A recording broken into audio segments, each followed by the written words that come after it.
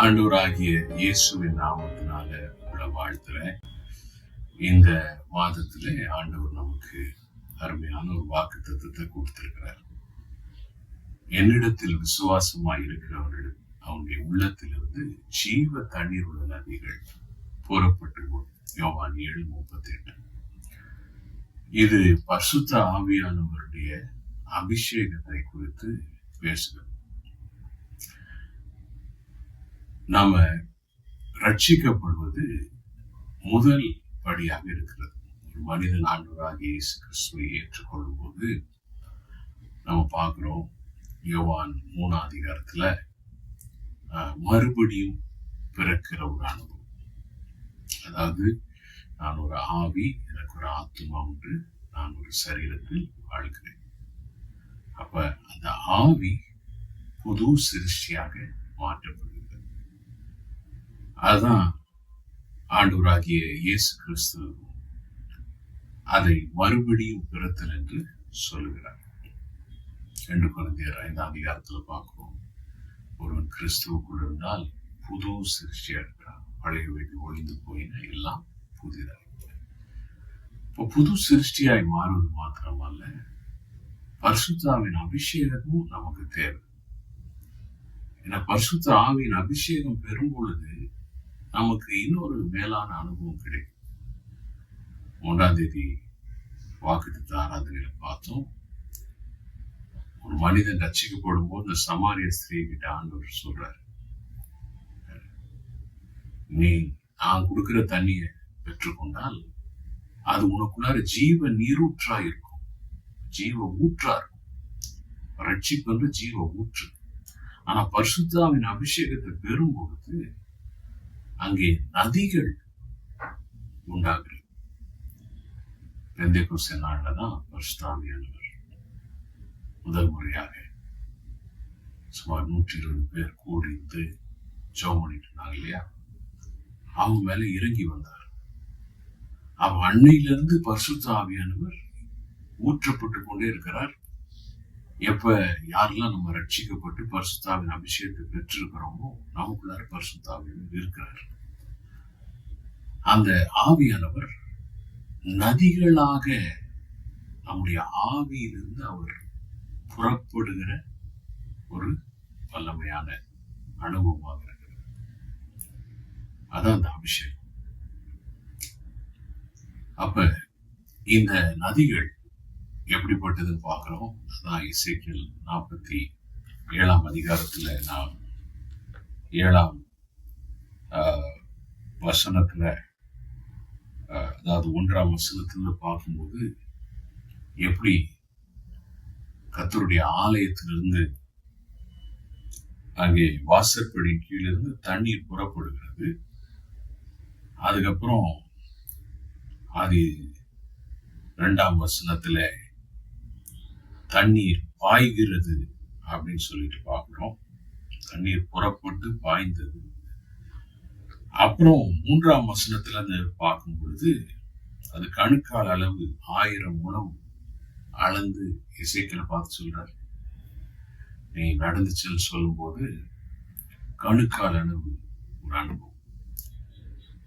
அப்புறம் 1000 முழம் அளந்து போனப்ப முழங்கால் அளவு, அப்புறம் இடுப்பளவு, இடைக்கச்சை அளவு, அப்புறம் 1000 முழவு அளந்து போகும்போது கடக்கக்கூடாத நதியாக இருந்தது, நீச்சாள் அப்படின்னு சொல்லிட்டு போடப்பட்டிருக்கிறத நம்ம பார்க்கிறோம். அப்ப பரிசுத்தாவின் அபிஷேகத்தினால நாம் நிரம்பும் பொழுது நாம் இப்படி ஒவ்வொரு அனுபவமாக, ஒவ்வொரு லெவலாக ஆவிக்குரிய வாழ்க்கையில ஒரு மேலான அனுபவத்துக்குள்ள இருக்கிறத நம்ம கொண்டு போறாரு. சரி, இந்த பரிசுத்தாவின் அபிஷேகத்துல நிரம்பின காரியம் பார்த்தீங்கன்னா, பெந்தேகோஸ்தே நாள்ல அவங்க ஆவியானவர் பெற்றுக்கொண்டப்ப என்ன நடந்துச்சு, அவங்க அந்நிய பாஷைகளில் பேசினார்கள். அப்போஸ்தலர் 2:4 அதை பார்ப்போம். அவங்க எல்லாரும் பரிசுத்தாவினால் நிரப்பப்பட்டு தேவன் அவர்களுக்கு கொடுத்த வெவ்வேறு வரத்தின்படி வெவ்வேறு பாஷைகளில் பேசத் தொடங்கினார்கள். அப்ப இந்த நதி எப்ப நம்ம ஆவி இருந்து புரண்டு வருது, எப்படி புரண்டு வருதுன்னு பாத்தீங்கன்னா, இந்த பரிசுத்தாவின் அபிஷேகத்துல நிரம்பி அந்நிய பாஷைகளில் நாம் பேச வேண்டும். பேசும்பொழுது இப்ப எவ்வளவுக்கு எவ்வளவு நம்ம அந்நிய பாஷைகளிலே பேசுகிறோமோ அது எப்படி இருக்குதுன்னா, எசேக்கியேல் எப்படி ஒவ்வொரு கணுக்கால் அளவு, அப்புறம் முழங்கால் அளவு, அப்புறம் இடைக்கச்சை அளவு, அப்புறம் நீச்சல் அளவு, அப்படி நம்ம அந்நிய பாஷையில அதிகமா நம்ம பேச பேச நாம் ஆவிக்குரிய ஆழங்களுக்குள்ள தேவன் நம்மை அழைத்து செல்றார். அதனால அந்நிய பாஷைங்கிறது நமக்கு அது தேவைன்னா இருக்கலாம், இல்லாட்டினா பார்த்துக்கலாம், அப்படி சொல்ற ஒரு அனுபவம் கிடையாது. ரட்சிப்பு என்பதை ஊற்று, ஜீவ ஊற்று என்று அழைக்கிற இயேசு யோவான் 4 அதிகாரத்துல போடப்பட்டிருக்கு. பரிசுத்தாவின் அபிஷேகத்தையோ யோவான் 7:38 நதிகள் அப்படின்னு பேசுறாரு. சரி, இந்த அந்நிய பாஷைகள்ல நம்ம தினமும் பேசுறது ரொம்ப அவசியம். இன்னைக்கு கூட நம்ம இந்த ஜெப நாட்கள்ல அதிக நேரம் நம்ம ஒதுக்கி ஜெப நேரத்தை வழக்கமா ஜெப குறிப்பாய் ஜெபிக்கிற நேரத்தை நாம் அந்நிய பாஷைகளில ஜெபிக்க போறோம். இந்த அந்நிய பாஷையில ஜெபிக்கும் பொழுது என்ன நடக்கிறது அப்படின்றத பார்க்கணும்.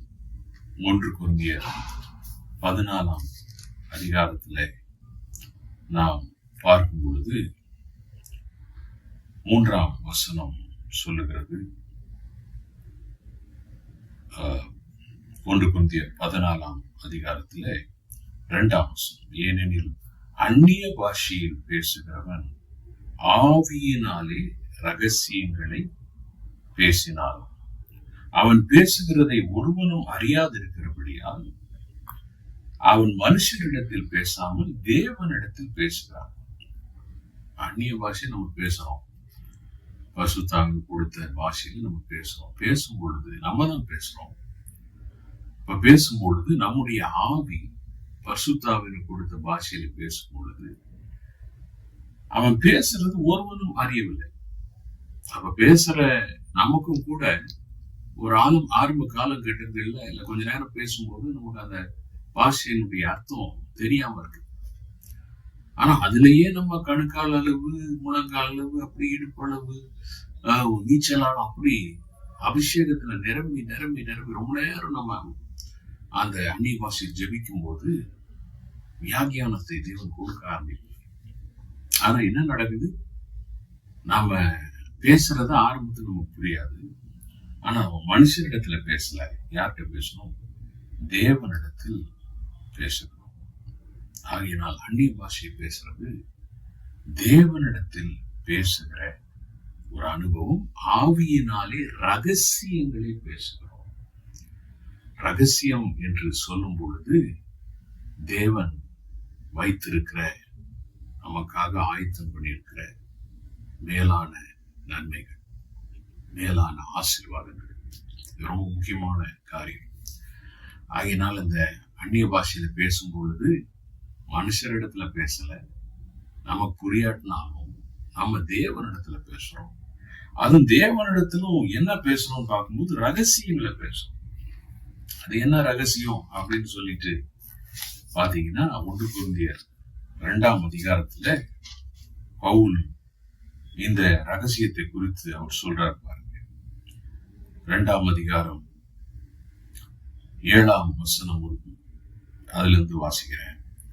உலக தோற்றத்துக்கு முன்னே தேவன் நம்முடைய மகிமைக்காக, உலக தோற்றத்துக்கு முன்னே தேவன் நம்முடைய மகிமைக்காக ஏற்படுத்தினதும் மறைக்கப்பட்டதுமாயிருந்த ரகசியமான தேவ ஞானத்தை பேசுகிறோம். அப்ப நம்ம அந்நிய பாஷையில் பேசும்போது தேவ ஞானம் வெளிப்படுகிறது. அப்ப அந்த ரகசியம் கடவுளுடைய ஞானம். அந்நிய பாஷையில் அதிகமா பேச பேச தேவனுடைய ஞானம் நமக்கு வெளிப்படும். நமக்கு தேவ ஞானம் கிடைக்கிறது. அது அற்புதமான அனுபவமா இருக்கிறது. அதனால ஞானத்தில் குறைவா இருந்தா கூட இந்த அந்நிய பாஷைகளை பேசுறதுனால தேவனுடைய ஞானத்தை நாம் பெற்றுக்கொள்ள முடியும். ஆகினால் இந்த அந்நிய பாஷைகள் ஒரு அற்புதமான பாஷைகளா இருக்கு. இன்னைக்கு நாம இந்த அந்நிய பாஷைகள்ல இந்த நேரம் பேச போறோம். இந்த அந்நிய பாஷை பேசும் பொழுது நம்முடைய மூளை அறிவிலே இருந்தால நம்முடைய ஆவியிலிருந்து நம்ம பேசுறோம். மூளை அறிவை பைபாஸ் பண்ணி, மூளை அறிவை கடந்து, மூளை அறிவின் சிந்தனையின் ஆற்றலை கடந்து நாம் தேவனோடு பேசுகிறோம். அதனால மைண்ட் சுவிட்ச் ஆஃப் ஆயிருது. நம்முடைய ஆவியிலிருந்து நம்ம பேசுறோம். உன்னதமான ஞானத்தை ஆவியானவர் நமக்குள்ள இருந்து பேசுறாங்க. அந்த ஞானம் நமக்கு கிடைக்கும். அந்த ஞானம் நமக்குள்ள இருந்து வெளிப்படும். அதனால இந்த நாளில கூட கொஞ்ச நேரம் நம்ம அந்நிய பாஷைகளில் பேசி ஜெபிக்க போறோம். நீங்களும் உங்க தனிப்பட்ட நேரங்கள்லையும் அந்நிய பாஷையில பேசி ஜெபிங்க. இந்த நாளிலிருந்து அந்நிய பாஷை ஜெபிக்கிறதுக்கு டைம் ஒதுக்குங்க. அது மூலமா தேவ ஞானம் உங்களிருந்து வெளிப்படும். அப்ப இது ஒரு ட்ரைனிங்கா அந்த ஒரு 3 நாட்கள் நமக்கு அந்நிய பாஷையில ஜெபிக்கிறதுக்கு ஒரு பயிற்சியாக நாம் எடுத்துக்கொள்ள போறோம். இன்னைக்கு ஞாபகம் வச்சுங்க, அந்நிய பாஷையில் ஜெபிக்கும் போது தேவனுடைய ஞானம் நமக்குள்ள இருந்து வெளிப்படுகிறது. ஞானம் உள்ளவர்களா இருக்கும்போது நாம் வெற்றி உள்ளவர்களாய் இருக்க முடியும். நம்ம வாழ்க்கையின் பிரச்சனைகளை சால்வ் பண்ண, குடும்ப பிரச்சனைகள், வேலை பிரச்சனைகள், எல்லா பிரச்சனைகளையும் தீர்வு காணுகிறதுக்குரிய ஞானத்தை கத்து தருவார். பேச ஞானத்தை தருவார். செயல்பட ஞானத்தை தருவார். சத்துருக்களை விட ஞானம் உள்ளவர்களாய் மாற்றுவார். அதனால இன்னைக்கு அந்த அந்நிய பாஷைகளை பேசி கொஞ்ச நேரம் நம்ம ஜெபம்